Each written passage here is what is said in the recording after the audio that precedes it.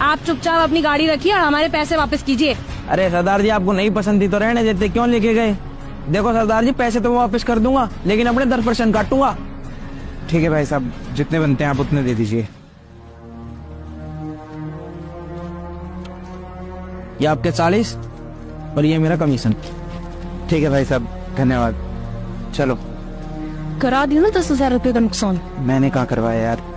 पता नहीं कहाँ से आ जाते हैं। अरे सुरेश, गाड़ी साफ करके लगा दे यार इसको।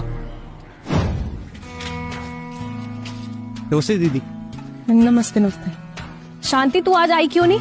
मुझे घर का सारा काम करना पड़ा आज खुद। माफ करना दीदी, वो मैं ना इनके साथ साइकिल लेने चली गई। आप नई साइकिल की मिठाई खाओ।